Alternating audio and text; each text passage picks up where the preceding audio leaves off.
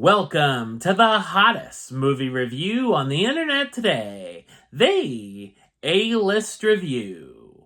I am your host, the Game Changer, Wes Troop.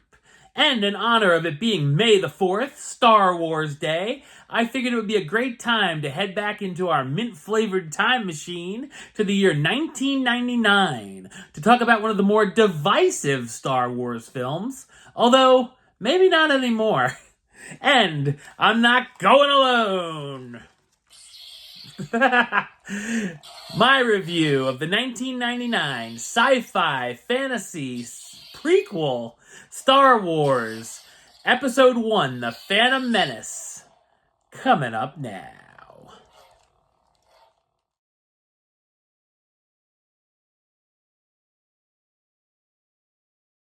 Two Jedi, Qui-Gon Jinn and Obi-Wan Kenobi, escape a hostile blockade to find allies on the planet of Naboo, including their ruler, Queen Amidala.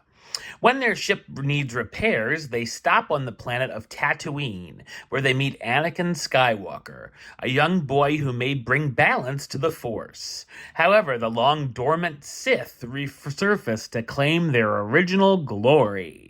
So what did I think of Star Wars Episode 1, The Phantom Menace? Well, that's a loaded question, but I thought it's a rough but fun sci-fi adventure prequel.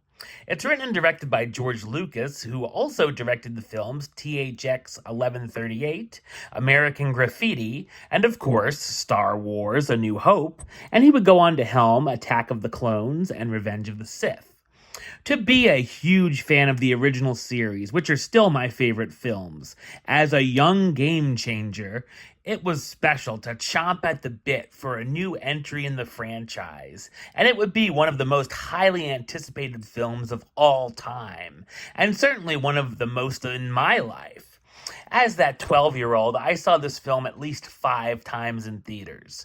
Now, 25 years later, I still have some nostalgic love for this entry, but can certainly see its faults. There are some scenes I really love, such as the pod race, which feels like a cross between the Ben-Hur chariot race and Wacky Races. The action scenes are thrilling, and when we get to the final sequence, there's 4 battles going on at once, including the incredible lightsaber duel and fight choreography between the 2 Jedi and their foe, Darth Maul. There's some great set designs with the new planet of Naboo and Coruscant, and still use of some practical effects, and the costumes, most notably for Queen Amidala, look weird and wonderful. I feel like there's a lot of interesting ideas, but not all of them are executed well. The entire story dealing with the Trade Federation, negotiations, and taxes isn't exactly the most thrilling premise.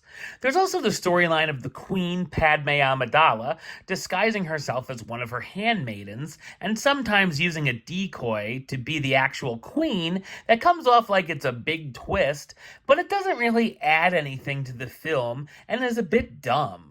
There's even certain ideas Lucas has regretted, such as the addition of metachlorians. Some of the dialogue can be certainly cringy, especially some of the scenes between Padme and Anakin, which I get she's supposed to be 14 and he's 9, but the whole relationship in this film is awkward. It's great to see earlier versions of our favorite characters, such as Obi-Wan, Yoda, R2-D2, and a work-in-progress C-3PO. Of course, we have new additions such as the Gungan creature Jar Jar Binks, played by Ahmed Best, who some find funny while others find him annoying. I don't mind him and have certainly quoted him over the past 2.5 decades in conversation. I also really enjoy the theory that he's an undercover Sith Lord and Palpatine's master. His voice and accent, however, along with Watto, the junk dealer who sounds Jewish, and the Viceroy, Newt Gunray, who has a heavy Asian accent, have been found to be offensive stereotypes for some over the years. There are certainly odd choices throughout, such as Obi-Wan being left out of the group's Tatooine journey, making Mace Windu, played by Samuel L. Jackson, underutilized, but the biggest head-scratcher is how my boy Darth Maul is done so dirty. He was marketed as the next big villain and is in about 10 minutes of the film overall, and speaks about 2 lines. Thankfully, he was redeemed in other works later on. There's also a lot of pacing issues, which slows the film down a lot. One thing that's still fantastic, though, is the score from John Williams, with the amazing Star Wars theme, and the addition of Duel of the Fates, which is a phenomenal piece. The cast stars Liam Neeson as Qui-Gon Jinn, the Jedi Master who discovers Anakin and thinks he could be the Chosen One, Ewan McGregor as Obi-Wan Kenobi, Qui-Gon's Jedi apprentice who holds his master in high regard but questions some of his motives, Natalie Portman, let's do one for old time's sake. How you doing? As Padme Amidala, the Queen of Naboo who hopes to protect her planet from the Trade Federation's invasion. Jake Lloyd as Anakin Skywalker, the young boy and skilled pilot who dreams of becoming a Jedi. And Ian McDiarmid as Palpatine, the Senator of Naboo who moonlights as Darth Sidious, who may or may not have devious plans in store for the galaxy. While Star Wars Episode 1 The Phantom Menace didn't live up to its incredible hype, and certainly has its problems, the positives outweigh the negatives for me, and it can be an entertaining entry to revisit every now and then. Number-wise, I'm going to give it a 6 out of 10, which gives it the A-list rating of Do It. It's a small do it, but a do it nonetheless. Alright, well that's the show. I'll be back with another review very soon. But until then, don't forget to like, comment, and subscribe right here on YouTube. YouTube.com/WestsideOf515.